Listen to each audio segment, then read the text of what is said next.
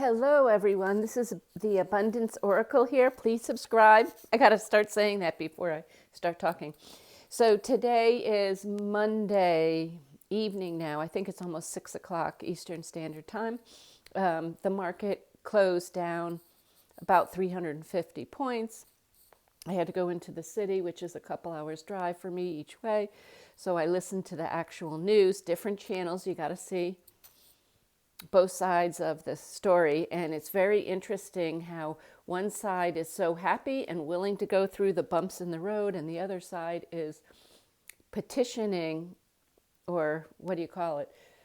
Not petitioning, but protesting, excuse me, around the Rotary here, saying, you must return the, the guy that got sent to El Salvador, who is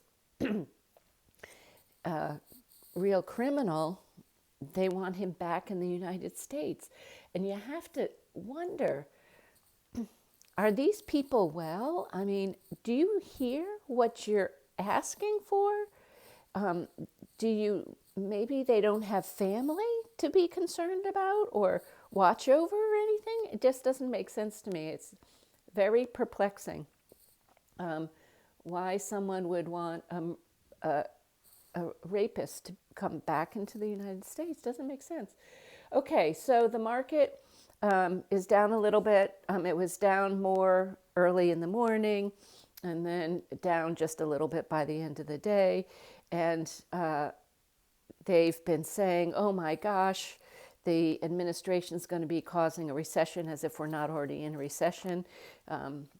Obviously, they're using the manipulated formula to calculate out a recession, because technically, if you use the same formula for recessions that we did all along, well, it's sort of been manipulated a lot. They took out housing way back, but anyway, we would already be in a recession and we'd be heading into tougher times. I think so many of us understand it's going to be bumpy for a year or two, but it's a matter, in my opinion, of, are we going to be saving this great nation, or are we going to be living amongst a very difficult to tolerate mentality? I'm so sorry. I was driving all those hours. So we'll see. I'm glad a lot of our spirits are up. A lot of us are organized, and it's not a surprise what's going on.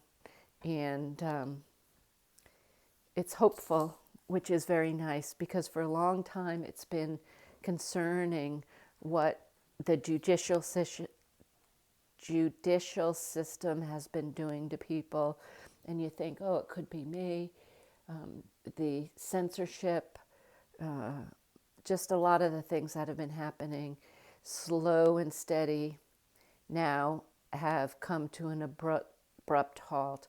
I don't know whether that will be continued for the rest of these years, but also there's hope that even after this administration, another administration, as things turn around, would keep the same policies, sane and common sense type of policies. And if these tariffs do what we think they're going to do, it'll be much easier for the common man. The 1%ers, or maybe even the 5%ers, who have a lot involved in corporate life as well as in the stock market and things, are going to be challenged for a while. The really smart ones, the Ray Dalios, Warren Buffett, Robert Kiyosaki, all the people that have significant quantities of money and knowledge, they'll be fine. Warren sold off so much of his stock and bought a significant quantity of gold and has cash on hand ready to sort of scoop up any bargains that are going to be coming along with companies looking to sell off and get it. So you never know. He might be able to buy some new companies. Some of the real estate is selling for, 10 cents, 20 cents on the dollar. These offices are, if you have commercial real estate that's offices, you're, if you have a big mortgage, you're really, let's call it up a creek. So there's a lot of opportunities that will be coming up for that. My only concern, I know you've heard me say this a gazillion times, if you're in a regional bank, Powell, Yellen, they've all sort of confirmed that the too big to fail banks have a shot at being bailed out. These regional banks, Yellen said the other day, they're going to decide on a bank by bank basis, which probably means not good news. And if they start with, if any bank they do a bail-in, everyone else will be trying to take their money. There'll be a run on the banks. There's 5,000 approximately regional banks. Of those 5,000 banks, I believe the count, and don't quote me exactly because it changes, but 534 I think was the last count that were in trouble. So bumpy road. Don't be caught with your pants down. I don't know another way to say that. So make sure you have anything over, really, it wouldn't even count. If you have the SPIC, it wouldn't matter. If the bank's going to go under, it's a totally different story, the insurance.